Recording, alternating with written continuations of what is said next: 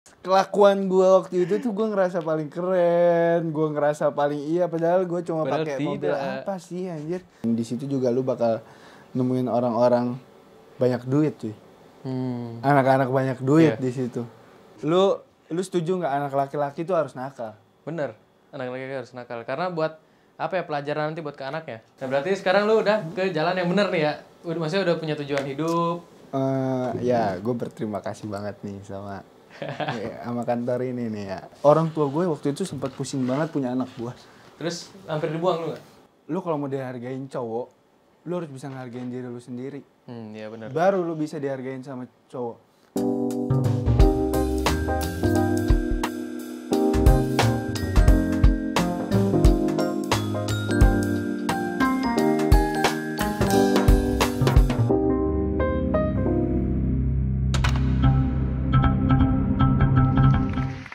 Jago bos, balik lagi bersama gue Acur di Curatin. Lemes banget bos.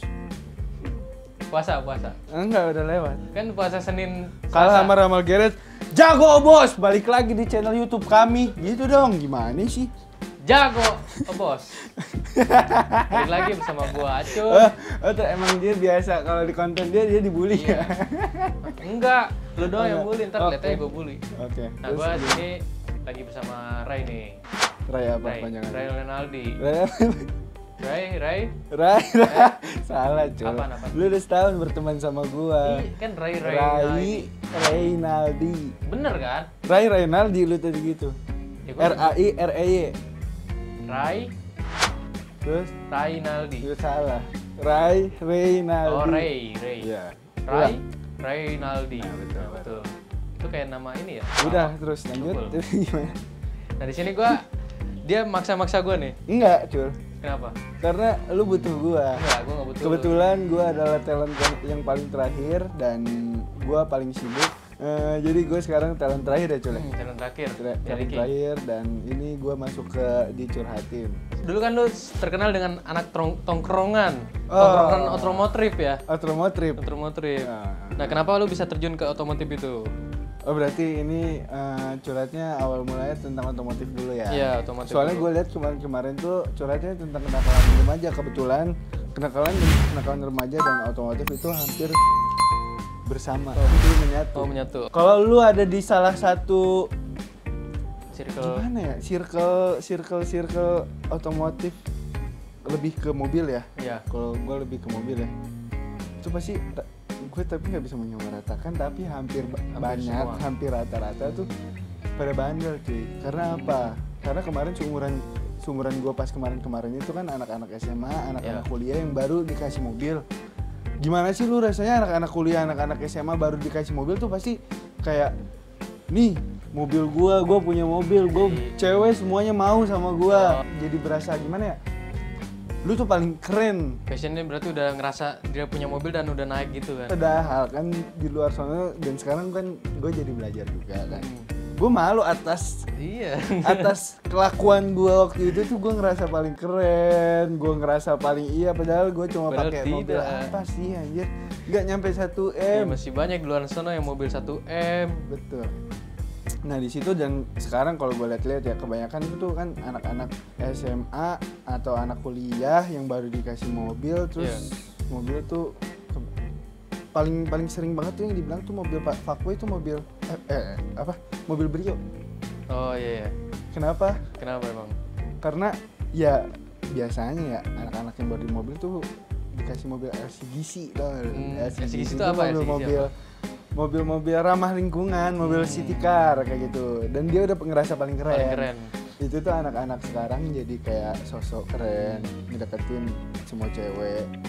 Terus jadi fuckboy gitu lah. Terus dan jadi jatuhnya tuh pengen nambah temen banyak, pengen so keren, pengen so gaul jadi ke klub-klub mabok-mabokan dan lain-lain. So paling keren lah. Gue juga ngerasain sih. Gue juga nggak bisa ngeledek anak-anak sekarang kayak gimana. Karena lu ngerasain. Karena dulu gue juga gitu. Mungkin gitu. semua orang bakal ngelewatin fase seperti itu dan gue juga nggak terlalu gimana ya. Gue sebel ngeliat anak-anak sekarang, tapi gue sadar gue juga dulu kayak gitu. Mungkin karena lu fasenya udah ngelewatin fase itu, jadi pas lu udah ngelewatin fase itu ngeliat anak-anak yang sekarang berada di fase itu jadi lu kesel sendiri ya? Gue juga pernah ngerasain kayak gitu. Iya kesel, tapi ya udahlah silahkan ya nikmatin, nanti juga ada masanya lagi. Iya benar-benar. Sebelum gue kerja di Airy King ini ya Jul, gue ngerasa hidup gue acak-acakan. Gimana tuh acak-acakan gimana? Acak-acakannya tuh lebih kayak ke gak ada alur hidup loh. Gue gak punya gue kedepannya mau apa sih? Gue cuma ngejalanin apa yang harus gue jalanin doang waktu itu. Kayak gue kuliah kan. Kalau kuliah, gue waktu itu gue akuin gue nakal banget, tapi gue masih punya batasan. Ya? Punya batasan juga gimana? Batasan juga gue bodo amatin sih. Cuma lebih ke tanggung jawab gue masih tetap ada. Gue berterima kasih banget sama orang tua gue, dia selalu nurutin apa kemauan gue, dan ya gue cara timbal balik gue. Kalau gue nggak bisa ngasih yang terbaik, ya gue nggak ngecewain. Kayak misalnya sekolah gue tetap jalan. Waktu kuliah tuh gue sering banget waktu itu. Gue dari hari Jumat kan kuliah tuh sampai hari Jumat ya. Iya. Jumat itu pulang kuliah gue pasti udah cabut ke Bandung. Pulang tuh hari Senin. Oh pulangnya langsung kuliah lagi? Langsung kuliah, dan itu gue nggak mungkin nggak kuliah. Tetap jalanin tanggung jawab lu sebagai anak. Tanggung jawab ya? Karena gue juga nggak mau ngecewain orang tua. Gue juga tahu sebenarnya kelakuan gue kayak apa, tapi dia mewajarkan karena anak laki-laki itu harus nakal. Bener. Lu setuju nggak anak laki-laki itu harus nakal? Bener, anak laki-laki harus nakal. Karena buat apa ya, pelajaran nanti buat ke anaknya. Ya itu benar. Buat pelajaran nanti ke anaknya ke depannya, dan pengalaman itu dari kenakalan itu lu ketemu banyak orang macem-macem. Iya, lu ketemu karakter orang macem-macem. Lu bisa mendewasakan bukan mendewasakan diri, apa ya, lebih kayak terbiasa kali dengan karakter orang. Jadi lu tuh nggak kaget nanti masuk ke dunia kerja kayak gimana, posisinya harus kayak apa, dan di situ juga lu bakal nemuin orang-orang banyak duit tuh. Anak-anak banyak duit di situ. Nah berarti sekarang lu udah ke jalan yang bener nih ya? Maksudnya udah punya tujuan hidup? Ya, gue berterima kasih banget nih sama kantor ini nih ya. Karena keadaan kan, kalau gitu sebenarnya gue ya jauh di lubuk hati gue masih nakal, masih pengen main kesana kesini, cuma karena keadaan. Karena ya di sini ada tanggung jawab kan? Ada tanggung jawab pertama, terus juga kita di sini tuh tetap main sih sebenarnya ya. Iya. Lu ngerasa nggak sih tertekan di kantor ini? Enggak kan? Enggak.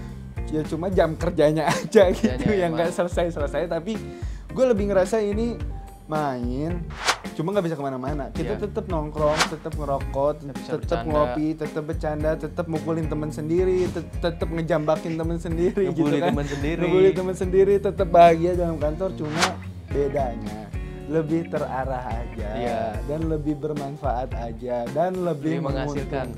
Iya itu sih. Menghasilkan.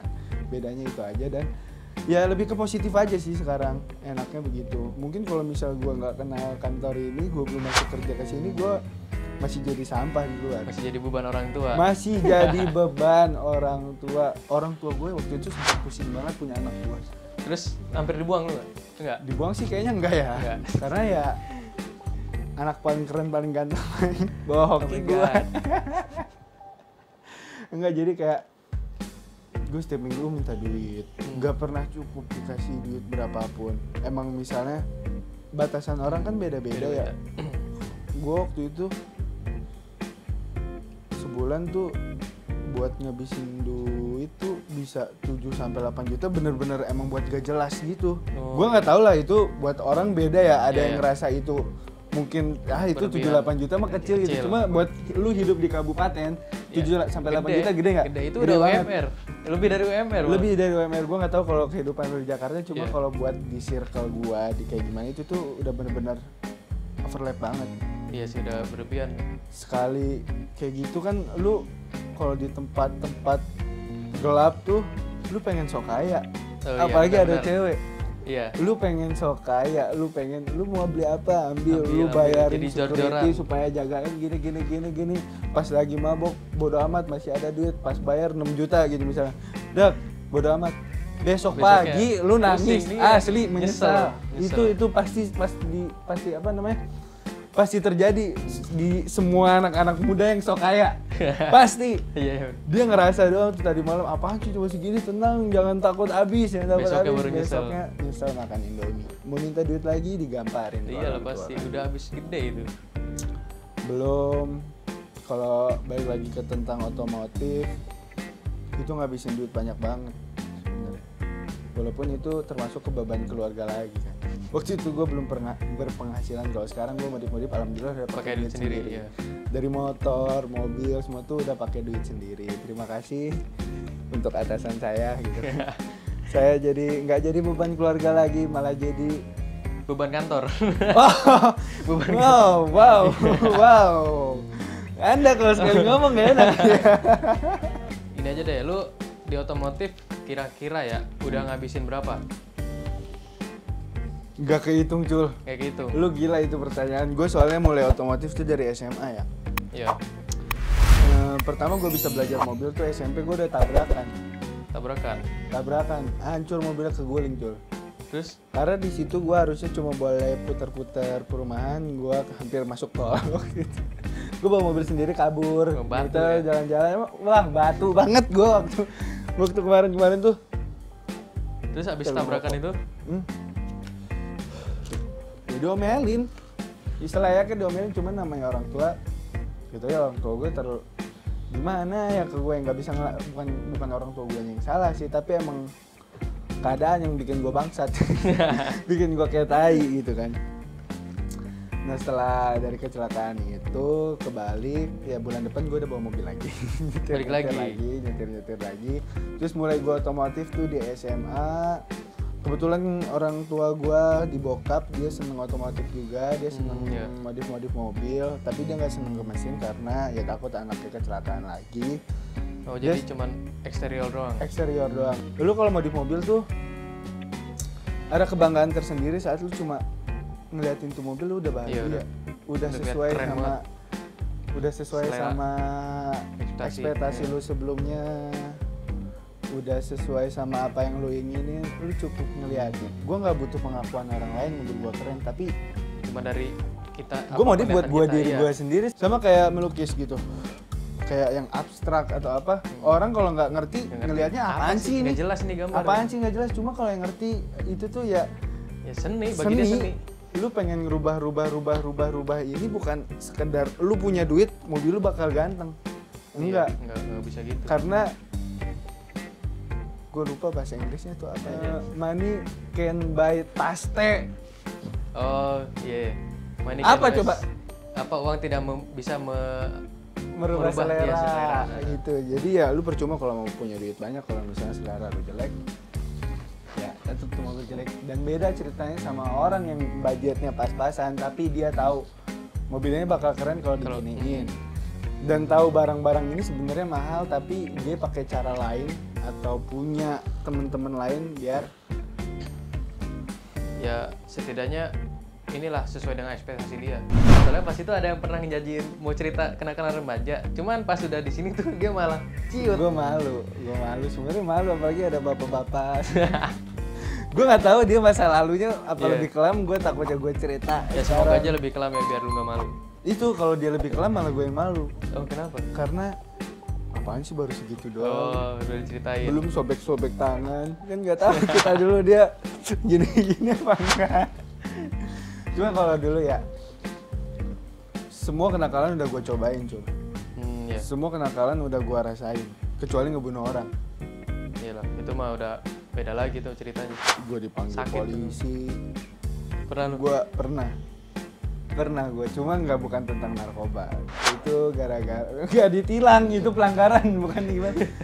Gue gitu ya, kayak lebih ngeledek mungkin ya. Cuma jadi, sosial media itu bener-bener tuh. Iya. Itu sensitif banget. Itu cuma karena kebetulan waktu itu bokap gue lagi kerja sama dengan kepolisian Jakarta gitulah pokoknya intinya ya. Jadi dia dikasih barang-barang polisi gitu loh, kayak topi, plat nomor, RF gitulah pokoknya. Nah gitu, petatang-peteteng gue bilang gue so keren, padahal cuma harta orang tua kan. Jadi waktu itu gue pakai topi polisi, topi jenderal, tuh bintang beneran itu. Gue berdiri, terus temen-temen gue suruh baris. Sebenarnya ini sebenarnya sepele, kocak cuma tuh. Cuma buat bercandaan mungkin ya. Bercandaan cuma bikin fatal. Gue berapa hari tuh gue di penjara itu sebenarnya. Bukan di penjara sih, lebih ditahan. Ditahan. Cuma dikasih pelajaran gitu. Jadi teman-teman gue baris, suruh pada hormat ke gue gitu. Dulu gue ceritanya ketuanya lah, atau apa sih, pentolnya lah kayak gitu. Cuma pada hormat. Nah pas jalan gue leceh-lecehin, gue gitu-gituin. Ada yang update di SW temen gue, kakaknya polisi. Dan tersebar tuh video. Dipanggil, dijemput besok paginya. Anjir. Itu pasti hari Sabtu gue pulang-pulang Senin malam bersama teman-teman gue. Itu temen lu juga terlibat itu berarti masuk? Iya yang baris, cuma itu gue kan pakai topi, gue ngerasa di situ gue kalau misalnya, tapi kan dia tuh tahu sebenarnya tuh polisi ini topi beneran. Iya kan? Tuh. Cuma di situ gue akal-akalin ceritanya. Gue kemarin gue kuliah di apa sih yang kalau kabaret gitu di seni lah ya. Maksudnya gue kemarin jadi polisian, gue bikin topinya di sini, tapi sebenarnya dia tahu gue bohong kan. Terus juga ada orang belakang lah, jadi aman, gue nggak di penjara beneran gitu kan. Nah jadi masih bersangkutan sama aparat lagi nih ya. Gue pernah digebukin satu kompi pokoknya sama oknum. Kompi lu tau lah kalau kompi lah ya. Gue dipukulin gara-gara gue ngerese. Di situ di suatu klub, gue open table yang paling mahal. Bersama teman-teman gue walaupun patungan kan. PT tuh. Pokoknya cowoknya ada 4, cowoknya ada 5, pokoknya patungan tuh seorang 1 juta, sisanya cewek gratis kan kalau cewek. Gue naik ke sound system di depan. Gue berdiri. Terus satpam nyamperin gue. Ngusir lu apa ngelarang? Tapi itu satpam SOP-nya salah juga sih menurut gue. Dia ngusir dengan cara turun gitu. Maksudnya langsung narik gue gitu. Awalnya gue kan di situ posisi nggak sadar ya, maksudnya sedikit sadar. Gue nggak masalah. Tapi temen gue ini yang satu lagi yang gue nggak tahu dia sok kaya apa kaya beneran kan. Dia ngebisikin, Rai tenang, lu jangan takut, ini klub ini masih punya bokap gua, bukan masih mitra, masih kerja sama, masih punya saham di situ lah ya. Tenang, kalau ada kerusakan apa semua gua ganti, lu tarik lagi tuh satpam, gua tarik satpam. Gua pertamanya ributnya sama satpam kan. Lu apa gini, pokoknya gua dorong, dia minta maaf, SOP-nya kayak gini kata gua. Ada orang lewat cepat, pakai polo warna merah, nonjok gua, dar. Oh lu langsung ditonjok gitu? Tonjok gua kan. Gue nggak tahu itu siapa, tapi dia nggak ada basa-basi, nggak ada apa-apa, nonjok, cabut, udah pergi, ninggalin gue. Gue kejar lagi, gue tonjok lagi, jatuh. Gue nggak tahu ceritanya apa, tiba-tiba semua orang mukulin gue.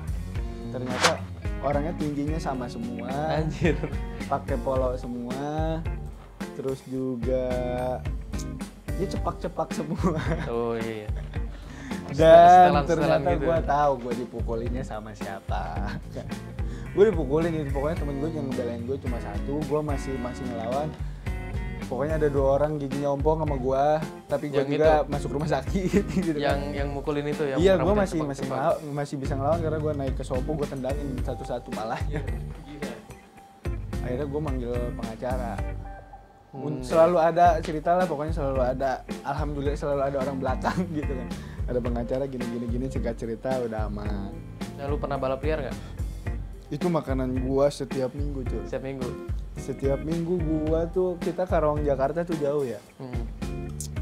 Gua cuma modif mobil sedikit, tapi kita berangkat ke balap liar namanya di Jakarta, di Asia Afrika. di depan Senayan City.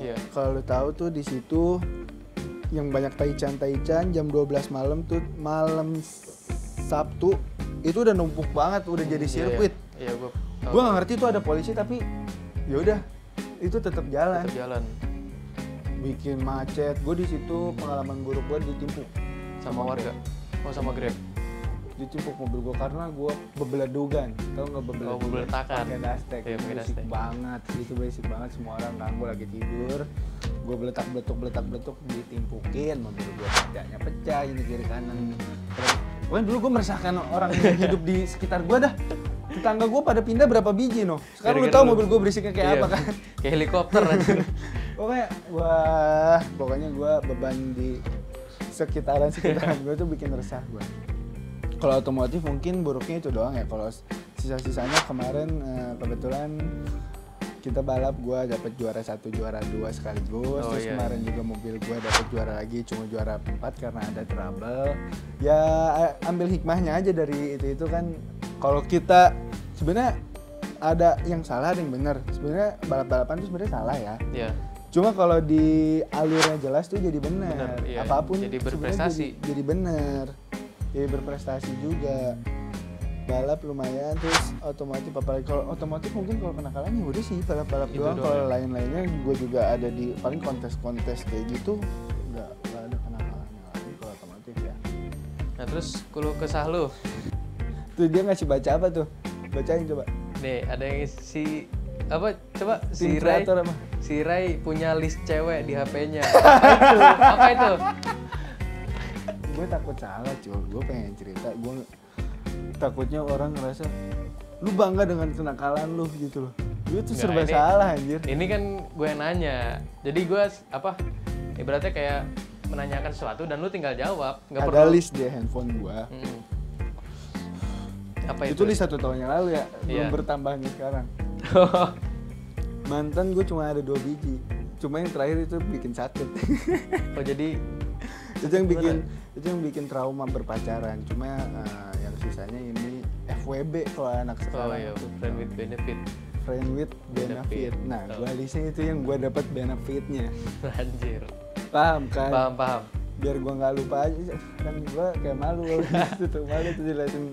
Berarti itu track record ya jatuhnya? Track record. Coba kita lihat sedikit ya. Ini list 1 tahun lalu ya. Oke, mari sekarang kita lihat ada berapa list cewek yang ada di HP-nya Ray. Coba hitung sama lu sendiri lah kalau itu. 22. Itu yang tahun kemarin ya? Bukan yang tahun sekarang. Mungkin bisa 30 ada kali ya. Tuh kan gue mau ngasih tahu ya sebenarnya ke para cewek yang buat nonton ya. Lu kalau mau dihargain cowok, lu harus bisa ngehargain diri lu sendiri. Iya benar. Baru lu bisa dihargain sama cowok. Karena apa?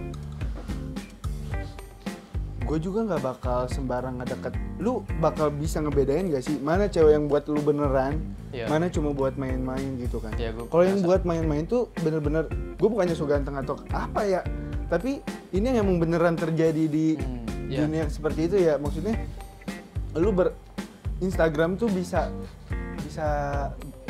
ngenalin diri lu ke orang lain bahwa ini loh gue kayak gini, bisa jadi biografi lu. Jadi kalau di Instagram tuh otomatis ngeliatnya gue, ini orang tuh kayak gini. Dan itu hampir 90% bener. Jadi lu jangan asal update deh. Kalau misalnya lu nakal ya itu konsumsi lu sendiri aja sama teman-teman lu, teman dekat lu. Sekarang ada banyak second akun. Kalau misalnya lu buat update kenakalan lu di malah ngejudge dirinya itu sendiri jadi mungkin menurut dia keren, karena gue juga pernah di fase itu ya. Mungkin menurut dia keren tapi itu ngerugiin diri lu sendiri karena cowok ngedeketin lu tuh ya karena ada maunya. Karena ada sesuatu. Kalau lu bisa jaga diri lu, cowok juga nggak bakal. Maksudnya lu bisa jaga gaya lu berpakaian benar, lu bergaulnya benar. Karena pergaulan walaupun dia kelihatannya benar, pergaulannya aneh gitu, pasti kita mikir dia sama aja dengan yang lain, walaupun dia pakai kerudung atau gimana, dan rata-rata benar. Terus apalagi ya gaya ngomong, gaya apa, pokoknya lu kalau cewek tuh lu harus bisa ngejaga diri lu sendiri supaya lu kelihatan lu tuh berharga. Kalau enggak ya gitu seenaknya. Mau ngajak apapun gue nggak takut, nggak ragu. Coba kalau misalnya kelihatannya bener, anaknya gini, gue nggak bakal ngajak aneh-aneh tuh ke cewek. Iya benar. Jadi pesannya buat cewek, hargain diri lu sendiri supaya lu dihargain sama laki-laki. Nah, lu kan tadi sempet bilang ya kalau lu punya mantan cuma 2 dan yang terakhir bikin lu sakit hati banget sampai lu sekarang kayak gini. Apa ada sangkut pautnya tuh sama mantan yang terakhir lu? Gimana? apa maksudnya mantan terakhir ngebuat gua trauma. jadi nggak percaya gitu sama cewek maksudnya. Maksudnya kayak trauma, lu kan tadi bilang trauma. Iya. Tapi sekarang gua udah punya pacar. Udah punya pacar. Gue udah. Ini pacar beneran apa? Beneran. Oh, beneran. Beneran. Karena dia bisa menghargai diri dia sendiri dan menghargai gua. Yang penting itu sih. Dan berhubungan tuh harus saling menghargai. Nah itu. Sekarang gue udah punya pacar. Terus yang kalau ngomongin yang terakhir, gua jatuhnya kayak dia tuh malu gue ngomongin. Gak apa-apa, ngomongin aja gue aja. Bisa disebut my first love, tau gak?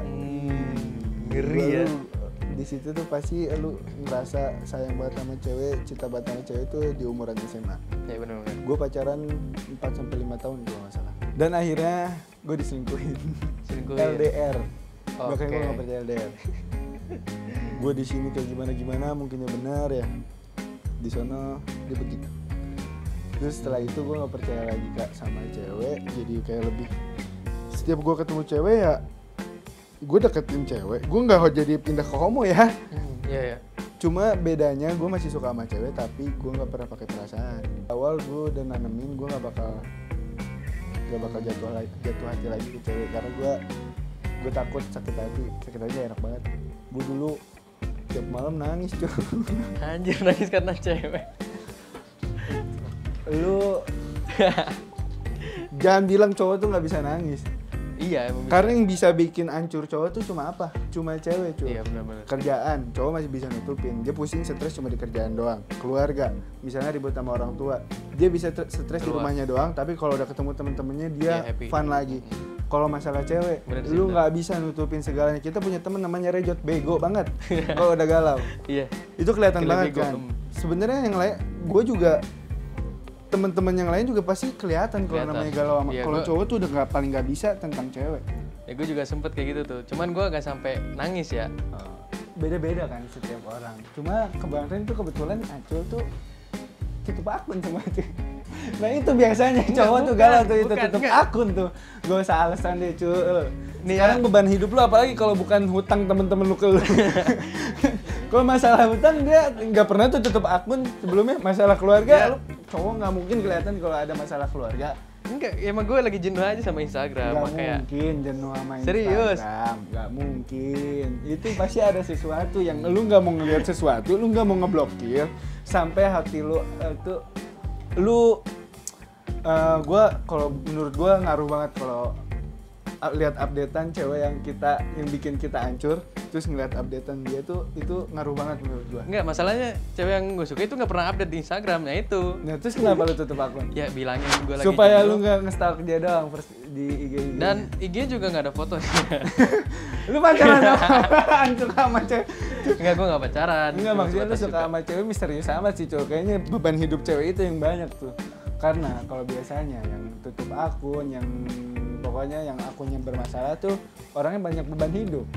Kesimpulan tentang masa remaja lu selama ini?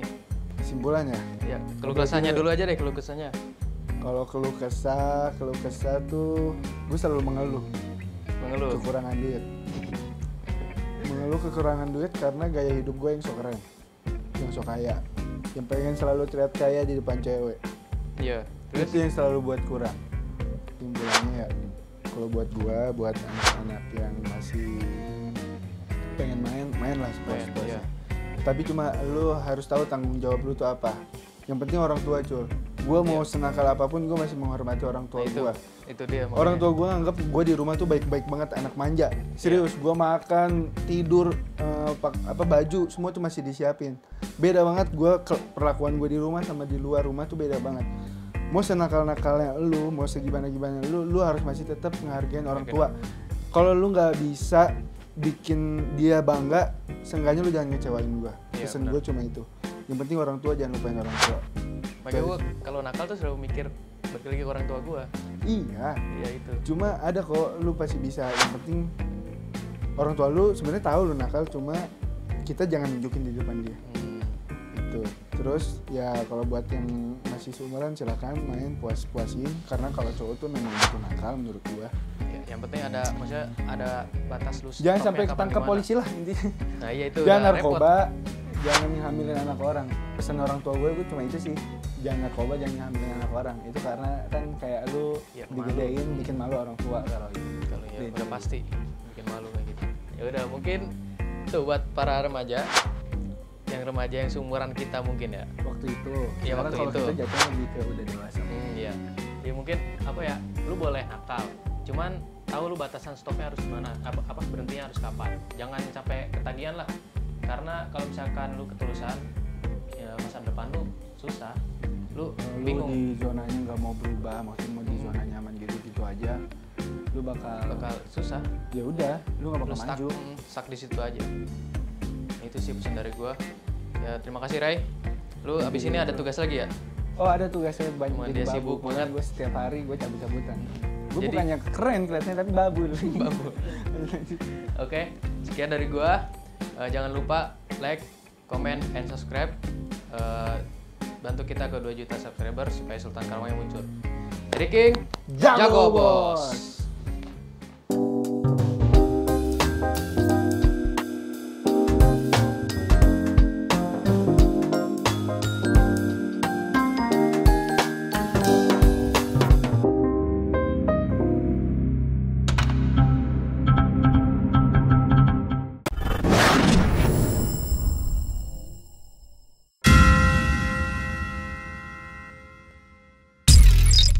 Patah hati aku berulang-ulang, sakit hati selalu berulang-ulang.